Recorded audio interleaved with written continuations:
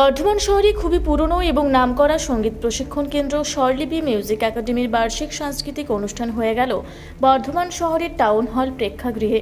কবিতা, আবৃত্তি, নৃত্য এবং সুরের ছন্দে মেতে ওঠে গোটা প্রেক্ষাগৃহ। ছোট ছোট শিশু শিল্পীদের গানের সুরে মেতে ওঠেন দর্শকবৃন্দ। স্বরলিপি মিউজিক একাডেমি প্রথম বছর বার্ষিক সাংস্কৃতিক অনুষ্ঠান স্বরলিপি মিউজিক একাডেমির ছাদে অনুষ্ঠিত হয়েছিল দীর্ঘ পথ অতিক্রম করে। এবছর বর্ধমান শহরের টাউন হল প্রেক্ষাগৃহে অনুষ্ঠিত হয় বার্ষিক সাংস্কৃতিক অনুষ্ঠান। এ নিয়ে স্বরলিপি মিউজিক একাডেমির কর্ণধার বিজলি দে কি জানালেন আমরা শুনব। আজকে আমার বললে ভুল হবে, কারণ আমাদের প্রত্যেক বছরের ন্যায় যে বার্ষিক সাংস্কৃতিক অনুষ্ঠান আমি অ্যারেঞ্জ করে থাকি, আমরা সকলে মিলে তার আজকে অ্যানুয়াল প্রোগ্রাম বার্ষিক অনুষ্ঠান আমার স্কুলে স্বরলিপি মিউজিক একাডেমি।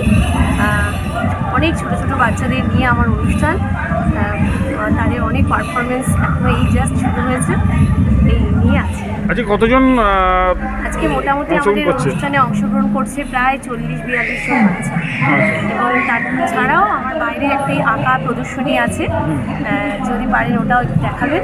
তো আঁকা প্রদর্শনীতেও আমার কিন্তু অনেক বাচ্চারা যাদের নিজেদের ছবি আঁকা এখানে দিয়েছে, এবং আমরা প্রদর্শনীর মধ্যে দিয়ে সবাইকে দেখাচ্ছি। তো গান, নাচ, আঁকা এই সমস্ত নিয়ে আমাদের অনুষ্ঠানের নাম। আপনাদের স্বরলিপি মিউজিক একাডেমি আজকে বহু বছর ধরে কাজ করছে। আপনিও আসেন অনেক বছর ধরে। কি বলবেন সামনের দিকে পথ চলাটা কতটা? আপনাদের মাধ্যমে এটাই বলতে চাই যে আমি এই অনুষ্ঠানটা প্রথমত আমি করতে চেয়েছি প্রত্যেক ছোটো ছোটো বাচ্চাদের সুযোগ দেওয়ার জন্য। তাদের সারা বছরে অনেক অনুষ্ঠান আমাদের হয় চারিপাশে, কিন্তু তারা একক সেভাবে কিন্তু সুযোগ পায় না।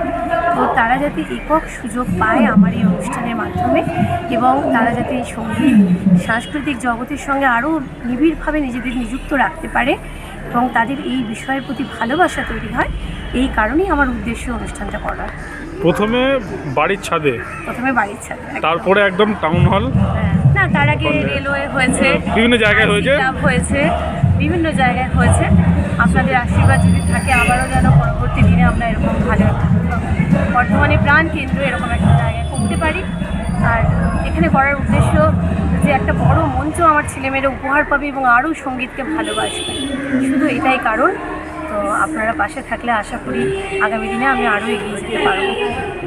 আপনার নাম, পরিচয়? আমার নাম বিজলি দে শীল, আমার বাড়ি 3 নম্বর ইসলামাবাদ, এখানেই আমার ছোট্ট গানের স্কুল।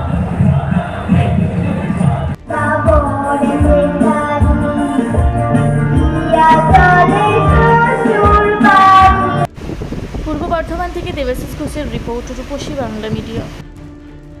পুরুলিয়ায় পাত্রপাত্রী যোগাযোগের একমাত্র বিশ্বস্ত প্রতিষ্ঠান বিবাহ পরিচয়।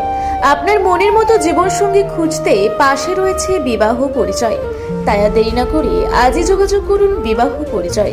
Municipality commercial complex, 2nd floor, Chaibasa road, opposite PWD office, Purulia. Mobile নম্বর 9232440272।